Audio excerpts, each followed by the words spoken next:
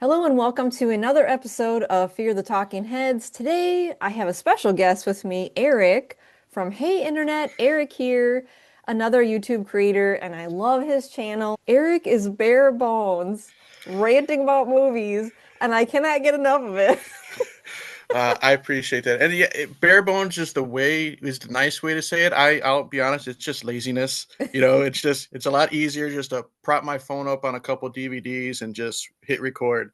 I don't have the time, the patience, or the talent to throw in videos and stuff like that.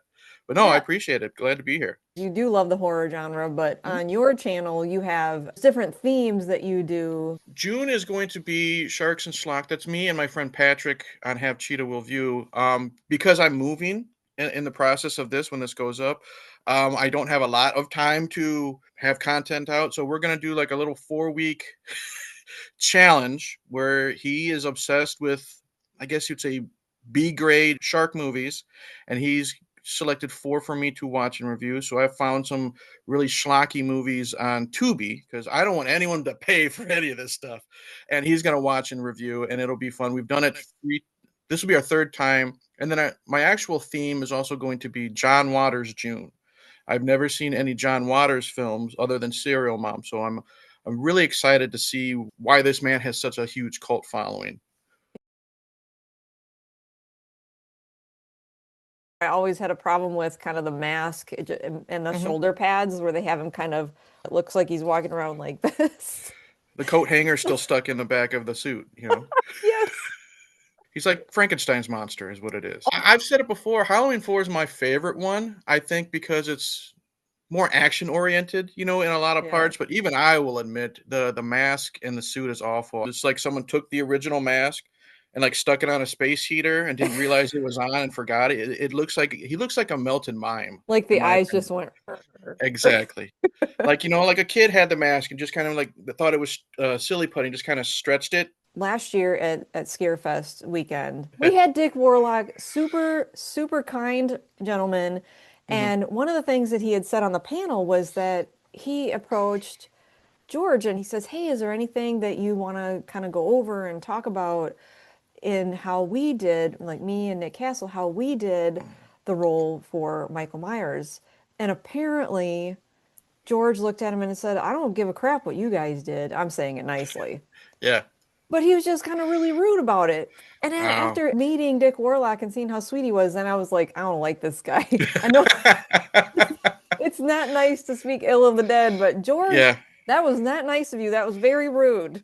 Yeah. Maybe he was caught on a bad day. Maybe he was just a jerk. Who knows? But we could say this until the David Gordon Green trilogy. He was the only one that played Michael twice. But I will say, maybe he should have taken some pointers.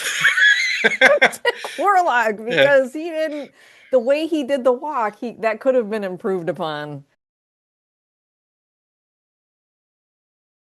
I personally liked this movie. Eric Hmm. did not, but that's okay. And I think that having a conversation where we can talk about the points that we liked and disliked, this doesn't mean that Eric hated the whole thing. Eric actually, there's parts of it that he did enjoy. Hmm. So we'll talk about it. I want to throw some respect to Don Shanks because he is one of the celebrity guests this year that's confirmed for ScareFest Weekend. So this was Hmm. a great tie-in to be able to talk about one of the movies that he's done that Hmm. people know him in. And just to start off with some of the background, I was curious why he was in the center of that trilogy, but not in number six. Hmm. And there was some pushback really because Akkad, Hmm. as the producer, wanted things a certain way. Well, as a director, they want to be more creative, but they're kind of held back with really what Akkad wanted. Hmm. So that's a difficulty that we can't possibly understand from as a viewer just watching the end result. So I try to give Halloween 5 a little bit of grace because of that as well. Now, the director's name, I'm hoping not to butcher this, but it's Dominique Othenin Gerard, and I will be referring to this director from here on out as Dominique. Bless you, because that's all I'm gonna say. Yeah, he really wanted to angle this as an artistic piece that looked at the humanity of Michael and the way he went about it, I think Hmm. That's where it went wrong. If he could have changed something with that, like Rob Zombie showed the humanity, Michael is trying to show a picture to Laurie of himself with her as kids. Hmm. And he Yes, did at some point try to take the mask off. We're not shown what he looks like though. It's just all in the shadows. I think if they would have done this with Halloween 5, it could have played out a little bit more better. So this director, his goal was also to show an angle of child trauma from what happened to Jamie Lloyd. If he had been given full creative license on it, I wonder what it would have looked like in the end because Akkad wanted it to be more commercial. And I can understand that too because as a producer, hey, I'm the one paying for this show. correct. Like, Yeah, I appreciate the effort and the thoughts behind it, but in the end, it's all also about the execution. It's all about the final product, and I can respect that Dominique had his hands tied a lot because this is Mustafa's baby. You know what I mean? Up until he passed, he's like, no, if I'm producing all of these movies and I'm putting my money in, I'm gonna get what I want. It's too many cooks in the kitchen, as that term is, and mhm. in my opinion, it shows some choices that I just shake my head at, some choices I don't like. But it's true, there is some good in this film. You know what I Yeah. mean? I rewatched it last night. My thoughts haven't really changed, but let's just say I don't hate it as much as I used to, but then again, it's been 5, 6 years since I've seen it. We have to explain where Michael is, where he's going. How did he get away from being shot up by the police force and everything? He falls down the mine shaft. He he has a fun little water slide ride down the river. I'm he's waiting for them to yell cut. When can I stop? And I don't know. It's like, when he finds that log and just grabs it, he did that without being directed to. And it is what it is. And then he's found by some guy just living in the woods with his bird. And it's the typical, I hear a noise outside, I go look, and then the killer's inside. Now Michael faints. Okay. The weird thing is now we jump a year later. Now, has Michael been asleep that whole time on that table? Has the hobo been feeding him, cleaning him, other stuff, helping him to the bathroom? What's going on? Because obviously Michael has to eat. He's superhuman or supernatural, but still, his muscles from no exercise over a year. It's these little things that I just kind of look at. Saying he wakes up, kills the hobo, and goes on his merry way. But those little choices of him just being asleep for a year with a guy who's got no medical training, no working stove or any of that, and Michael is he's alive. We Well, get it, and they could have just done a week. yeah, Like, exactly. why did we fast forward for a whole year? And I mean, it's like you get it in the beginning of part 4. He's in the hospital. They can keep him alive, through all of the technology and stuff. This is a guy that doesn't even probably have indoor plumbing, and he's able to keep Michael alive. The real problem is because we start out with clips from Halloween 4. We have the melted mime mask when he gets hit by the pickup truck and gets pushed into the field. But now we have when Like, are he you he gaslighting me? I just saw the ex- mask. exactly. And then when he wakes up after his little nap, and I do love how we do get to see him without his mask in the shadows. That's cool. Yeah. But when he picks up, he gets now what the fans are calling the Nicolas Cage mask because it looks like Nicolas Cage with the hair and everything. No, Yeah, I never picked up on that. I never heard that. That is hilarious to yeah, me. I love yeah, Nick Cage. yeah. But it looks just like Nick Cage, and Now I can't unsee it. there's no continuity between the bad mask in 4 and the somewhat better mask in 5. We could have just had a simple scene like we had in part 4 where you see him steal the mask out of it's Halloween time. It's Haddonfield. Well, stealing the Teen, mask Tina, could have been a tradition between the installments. I would have been I know, fine and with and that. it's obviously easy because the character of Spitz had a Michael Myers mask when he played the little practical joke, so they're everywhere in Haddonfield. We see that Jamie Lloyd, she doesn't have a voice now. She's mute. And there again, Dominique was trying to show, hey, this kid is severely traumatized from what happened prior. When she sleeps, she has this contraption on her head that's letting Mm. them know when she's in distress. I didn't mind taking away Jamie's voice in concept, because again, that does show the trauma, because that does really happen when people deal with some severe trauma.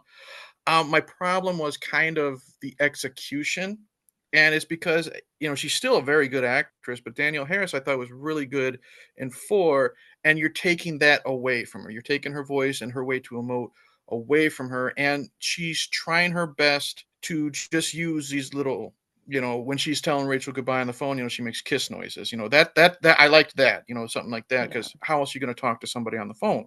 But it's just a lot of times I thought she was kind of handcuffed, not being able to speak. And when she got her voice back at the end, that's when her performance stood out for me. I think if she was still able to talk throughout the whole film, I could have gotten behind her a lot easier. And one Okay. thing that we share is kid actors, how we Yes. feel about that. There's a lot of kid actors that, it's like Yeah. nails on a chalkboard. But the fact that she did so well in the fourth one and this one for what she was given, they're asking this kid to express her scenes with just her face Mm-hmm. and show these emotions, but she can't say anything. Right. God bless the little actor who played Billy. If he was her interpreter, air quotes, that would have been fine. But the fact that he kind of had a speech impediment, and I know they wanted to do that to increase more drama, like when they got to find Tina later, she can't speak. He's trying to say what Jamie's trying to say, and while Loomis is yelling at her, it builds the intensity. But I just think that was just maybe like a poor choice. I know how you feel about Tina. Did you watch it again with what I said in the back of your mind about her being full of life? I did. Okay. I'm still not a fan, but my dislike has softened. I will say Okay. that. In the beginning, she's very overbearing, but she's acting that way for Jamie because what Jamie's been through. She's Yeah. acting that way towards Rachel because Rachel's also been through that. This is where it's not just the actor or actress's fault, it's also the director. We're like, okay, tune that down a little bit. You're at a 10, pull it down to like a 7, and then let's do that take again. First time we see Tina, she's banging on the window. I don't know if she, pushes her lips and blows on it or whatever. She's, you know what I'm saying? And then she's her own marching band. She, Dominique wanted her to be this huge contrast to Michael. If Michael equals death, mm-hmm, well, then she equals life to the fullest, vibrant, mm-hmm, energized, to a point that Dominique wanted us to really feel a sadness for her when her light was snuffed out mm-hmm. because she's such a contrast to what Michael portrays. I definitely saw that, and like I know we go to slasher movies to see the kills, the hack and slash for the most part, but I also want to get behind these characters and root for them, whether I know that they're not going to make it or not. And there are some characters that are just so atrocious that I am glad that they're gone, like Trent from the Friday the Oh, 13th Trent. remake. Now, see, now to me, he's an a hole, but he is so obnoxiously and obscenely bad. When he finally gets it, I'm like, good, because he's gone. Tina is not that way. I did not want her to die. She is a really good contrast to Michael's darkness. It's the problem is when we first meet her, she's so over the top, Yeah. and she does mellow a little bit as she gets there. And the scene where she saves Jamie and Billy is a really good scene. She starts out on my bad side, but as she slowly progressed and the goofiness and the over the top, as you say, full of life stuff, Yeah. kind of slows down a little bit and she gets a little bit more serious about wanting to save the kids. That's when I get Right. behind her. Well, and sometimes I wonder too, and maybe this is giving it too much depth, Mm-hmm. but sometimes when you see people even in real life that are that outgoing, there's something beneath the surface that maybe they have a sadness and they're trying to Mm-hmm. overcompensate.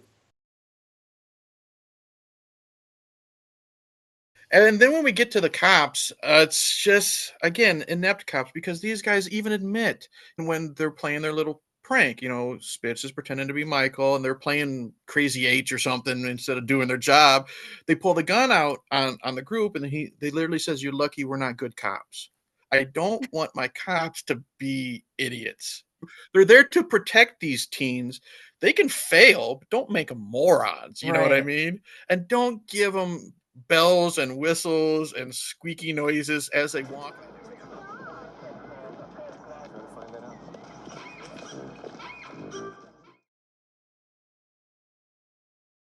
I don't mind that they killed off Rachel because their intention was to prove that nobody's safe.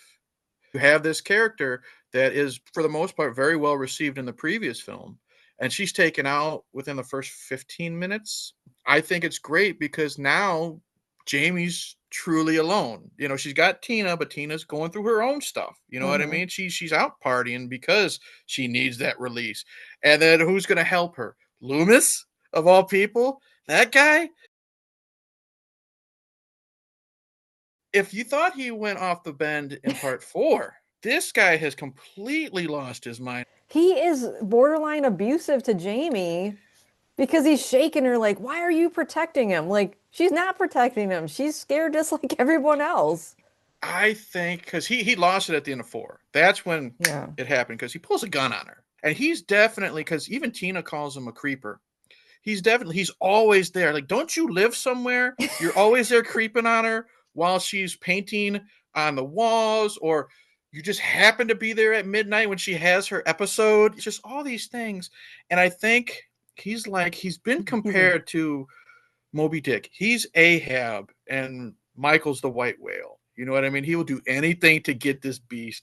And if I got to sacrifice a couple kids and a teenager or two, it'll get done. And I think he is kind of becoming the monster as well. When you get obsessed over something, because remember, he's been with Michael since Michael was what, 6, 8, something like that. It's like Ellen Ripley only knows the xenomorph now. All Loomis knows is Michael Myers. And he's been tortured as well for this long. And he's just like, I got to end this, not just for everyone else, but I think for myself. you're sitting there too, like, don't you have any other cases, man, to work I on? know. I mean, we find out he's retired in part six, thank God. But I'm just like, where do you sleep? Yeah. Where do you live? Do you have a bunk like down the hall from Jamie just in case? Because he's always there. And I get it, he has to keep tabs on her. But I'm like, it's midnight. It's a rainstorm. Donald Pleasance, he was so good. And by the end of it, when he's literally using her as like a human shield, come and get her, Michael. Come and get her. This is what you want. I actually had a smile on my face last night watching this because I've always loved Crazy Loomis. When oh man, it's full on like Scooby Doo. When he pulls that lever and that chain net comes and drops on Michael, and he basically tosses Jamie aside, and then he picks up a gun. Instead of having bullets, you got tranquilizer darts. Again, it goes full Scooby Doo. If you want this guy dead, don't put him to sleep. And then he realizes it doesn't work, so he tries to beat him to death with a board that he finds just happens to be behind him, and he beats him so much that I believe I read that there was like a Fangoria interview with Donald Pleasance, and he believed that this was going to be the last of Loomis because Oh, that's in print.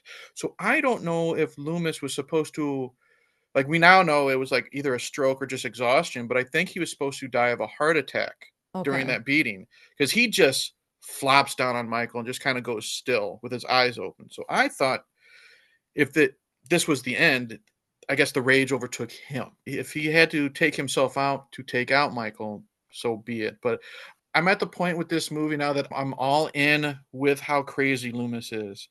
You know, someone throws a rock through poor Jamie's window and says the evil child must die. Just the look he gives, like in the back of his mind, he's like, maybe they're right. You know what I mean?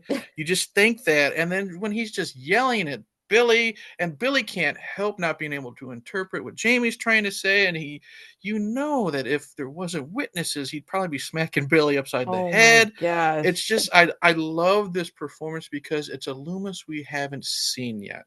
Yeah. Like I like those little differences that we get when he's not just spouting off this the darkest eyes line that they have to throw in every movie. I like that little bit of difference.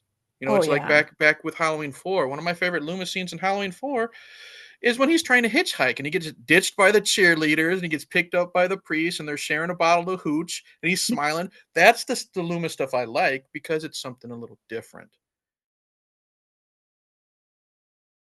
I really liked the car chase scene through the woods.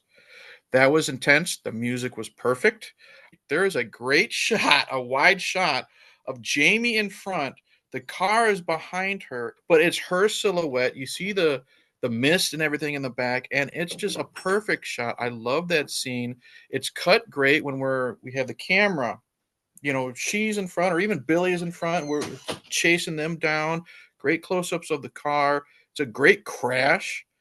And what I love is when Michael crashes, and poor Don Shanks was lucky because because he did the stunt, he's also a stuntman. When he did that crash, he was told not to leave the car until Dominic yelled cut. But Dominic Okay. was in such shock from that crash.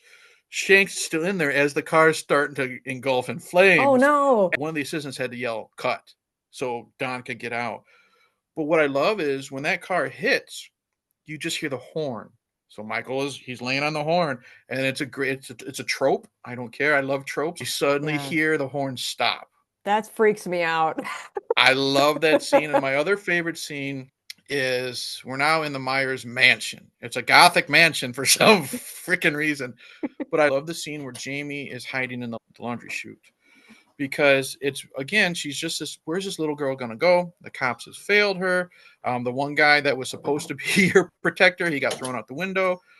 So it's the only place to go is this laundry chute, and she's holding onto the edge, and Michael, he's looking, where could she go? And then he grabs it, and she makes like a little squeak, like a kid. So he's like, okay, this is where she is, and he can't open it. She's got it, type of thing. So she slowly climbs down. It's she falls down. You have that great shot of the boom, and the thing shakes. It's intense. You have a great shot of just his feet going down the stairs. You know what I mean? Dominic knows what to do when he's allowed to do it. And then just how Michael is stabbing through that laundry chute. You see his point of view, you see the knife coming through, and I think it's great. Like, I really love the opening sequence where it's just a couple knife flashes, and then you see, during the title sequence, and then you see it's just chopping up a pumpkin. Those little things I think are overlooked because of the other stuff. Tina gives this mask to her boyfriend, Michael, which Yeah. I know you have a problem with that 'cause you're like, why would you name her boyfriend Michael? Yeah. Although she does kind of in some scenes calls him Mikey Mikey. Yeah. or whatever. And they should have stuck with Mikey through the whole Yeah. thing because you're like, Michael. Yeah. Anyway, she gives him this weird clown type of mask. And she's like, I think you should wear this later. Well, he's supposed to pick her up. And at the Mm-hmm. somewhere in between the point of him shining her boyfriend Michael, whatever, he's shining his car and he's just not Oh. paying attention to what's around him. And of course, he gets it in the head Yeah. with some kind of a tool, gardening tool. Yeah. And so he doesn't make it obviously to the end of the movie. But then Michael, the our horror icon Michael, gets in this prized car that Mikey had, and he's just driving around town. He's got a new set of wheels, and he also has this clown mask. Yeah. So when he goes to pick up Tina later, Mm-hmm. he puts on this clown mask, and she thinks that it's her boyfriend Mikey. Mm-hmm. And it's just freaking creepy because she gets in the car and she's like, "Aren't you going to give me a kiss?" Well, that's rude. And Yeah. the whole time he's just slowly looking around at her and you know who it is under the Yeah. mask. And she's just like, "This is getting creepy." And I'm thinking, "Yeah, I'm creeped out fully right now." And so she wants packed cigarettes. They stop and get cigarettes. And during the time that she's in the store, he takes that mask off and puts his regular mask on, and he's waiting for her to come Mm-hmm. out to the car. And that was intense for me. That is actually a really good scene too. You see his eyes going back and forth, like, God, I can't wait to take you out, type of thing. And it's really good because you see him like holding on to the steering wheel tight and stuff like that. And once she goes out for the pack of cigarettes, to the cookie woman place, as it's known, he puts on that new mask. He's like, finally, just get your smokes and let's go, so I I want can to do end some this. stabby stabby. Exactly. And then, the chaos happens, and then that's a great shot of the cars go on. And it's great because you don't hear the tires peel away. It's just like Michael, it's just slow and steady, and he's gone. Mhm. Don Shanks did play the Man in Black as well. Okay. Did you That I know didn't that? know. No. Okay. So I was like, oh, that's cool. So he played two different roles in that movie. Hmm. Got himself a little extra on his paycheck. Yeah. Hey, got to do what you got to Do do. what you gotta do, If Don. he almost killed himself driving into a tree, give him some more, to do in the movie. Of all the things Michael did, he's murdered this person, that person, this person in part 5. He's murdered everybody he murdered in part 4. And then we still remember what he did in parts 1 and 2. He's under the Scooby-Doo net. You should probably take him out. You know what I mean? No one's around. No one's going to care. What do? You arrest him. You don't arrest this guy, okay? This cop literally tried to blow him up with dynamite in the previous movie when he fell down the mine shaft. We see that in the beginning of the film. Let's just put him in handcuffs and shackles. Keep the mask on when he's in the jail cell. Don't you think that would have been taken off? It's like, if he goes to trial, is he going to defend himself sitting in the mask or all that? And then But Eric, it's his emotional support mask. well, you know what? I don't think he deserves an emotional support mask after what he's done. You have the Man in Black show up off screen, I guess with a Tommy gun. I don't know. It's Dick Tracy, 1930s and 40s now. He takes out everybody. And then we just end with Jamie yelling no. And then what really gets me is the final confrontation in the attic. We see Mikey hanging. We see Ellie Cornell's character sitting in the chair. Rachel, you didn't have to show Max. That makes me sad. I didn't need that. You know what I mean? You don't need to see the animals. See the humans. We Yeah. don't need to see the animals. But then I'm glad it was off screen at least. well, yeah, we didn't see what happened to Max, but we do see the aftermath. But what I really hated is Jamie gets in this little coffin because Loomis is, he dug up a coffin of a 9-year-old child. Who do you think belongs in it? We get it. So we need to see the coffin, right? So the coffin is propped up on a tub. She gets in it to coerce Michael to stop. He walks up to her and he's going to stab her, and she yells, "Uncle," and he stops. And then she says, "Let me see." She wants to see him without the mask, and he takes off the mask. And this movie was kind of promoted as we get to see Michael unmasked, because I remember that as a kid. It was before I was into horror, but I remember because a lot of my friends were, we get to see him unmasked, and we saw that in part 1, remember? And I get how they're building up Michael, like when Loomis has that little powwow with him. You think killing her will stop this rage? Like maybe Michael doesn't want to do it. Maybe Dominique's, trying to make Michael sympathetic. Okay. But what he does is he focuses on Michael's eye, and Michael's freaking crying. Okay? Look, I get it that we're supposed to understand, I guess, that Michael's got all this rage. We find out more in part 6, kill the whole bloodline, blah, blah, blah. But he's got this uncontrollable rage, and Loomis is basically saying, kill the bloodline, it'll end the rage. Is Dominique trying to make us seem like Michael doesn't want to do it? And that's why he's crying? And I don't know, but it doesn't fit the character. Yeah. Remember, there's nothing behind those eyes, the blackest eyes, the devil's eyes. Did he just get dust in it? And that's why, because that attic hasn't been upkept, and that's why he's crying.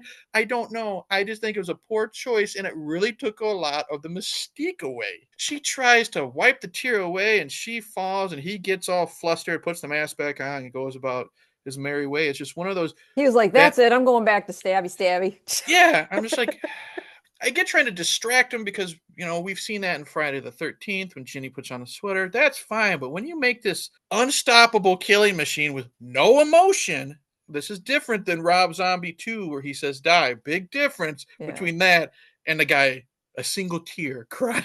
Like, this is where Dominique has gone from slasher movie to trying to do an artsy movie. I respect it, but there's no symbolism that has to be in Halloween 5. So in 5, they introduce this idea of a cult, but it's very subtle. You don't even know what's going to happen. All you see is a tattoo on Michael and on the Man in Black, who the Man in Black, you obviously don't see his face. You just see his feet. He's coming off of a bus at one point.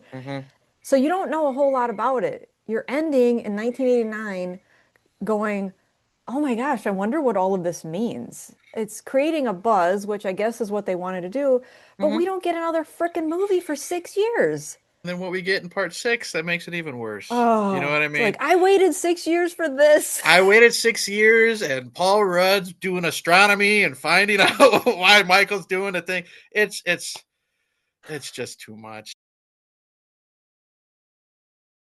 Don Shanks. So I was like, why did he not get invited to do six when since he Hmm. did five? That would have, to me, made the most sense. Hmm. But they decided they wanted their hands clean from five. So even though Don Shanks was just following orders on everything that he did, Right. none of that's his fault. Yeah, I liked the Michael in five, and then they bring back the football player in six. And there's even, I mean, you talked about how stiff he was. He's not as much Frankenstein Yeah. in six, but there's that one shot where he's walking across and he's still got the coat hanger and the shoulder pads, and he's just kind of, How yeah. did no one notice this and at least direct him kind of drop your shoulders? But he didn't even get to finish six. That's the crazy part. Oh, yeah, we want him back, but then they didn't let him finish because some scenes he's too stocky for it and they Hmm. wanted someone different. Yeah, So, it's, like, I, really? yeah, it's just once you go down these rabbit holes of these franchises that have been going since 78 or before that or however, just see what goes into making these films, and even the ones that are great, you know what I mean, there's still a lot of behind the scenes stuff that you don't realize that are hampering a director or a writer's vision. Right. And it's just, it's this is just for me, like I said, I can respect what happened behind the scenes, but I still judge it on the final product. Like, a lot of people, God bless them, they love Wes Craven, and they want to defend Cursed, that werewolf movie, because of everything that went behind the scenes. Well, I'm like, it sucks, but in the end, this is what we got, and I didn't care too much for it. And I think I it's okay to give it a little grace, but at the same Yeah. time, if someone is doing a midterm paper, Hmm. and behind the scenes, they've had family problems, they lost their job. Hmm. Okay, but you still turned in a paper, and this is Correct. what the grade is. Exactly. Yeah, you gotta be judged on what you turn in. And you know what? Sometimes your hands are tied and stuff's, taken away from you, but in the end, that's the final product. And I've mentioned this on a previous video. There's a choose your own adventure. It wasn't always meant to be that. It was just, it started with one and two. We got what we got for three being Season of the Witch, whole different thing. Then when four came around, Jamie Lee, for whatever reason, didn't want to do it Hmm. because back then, if you did horror, it was almost like doing porn. Right. It was kind of frowned upon. And Hmm. so by this time, by the time Halloween 4 comes around, she's off doing other things and gaining some momentum in her Yep. career that way. She didn't really want to do 4. 4, 5, and 6 happen. She comes along later and suggests, what about doing a 20 years later for H2O? Which, don't get me Hmm. wrong, I love that. It's my favorite Hmm. one Hmm. of the franchise. But it is because of her that Yeah. we got the choose your own adventure. Now I get, Because, yeah, the alternate timeline yeah, stuff. The way I like to watch it myself, we're not counting Rob's movies, even though those are two of my favorites. One and two, I'll watch the second one because it takes place the same night. Then I will watch four, five, and six because I like the okay. Jamie character, what she goes through, despite what we've said today. I do like it, and despite what happens to her in six, there's still continuity. You know what I mean? Yeah, It's chopped up, but there's still some continuity in that story. We got right. Laurie's two movies, then we have her daughter in four, five, and six. So that is one cohesive story for the most part. Or Yeah. sometimes I will jump to one, two, H2O and Resurrection.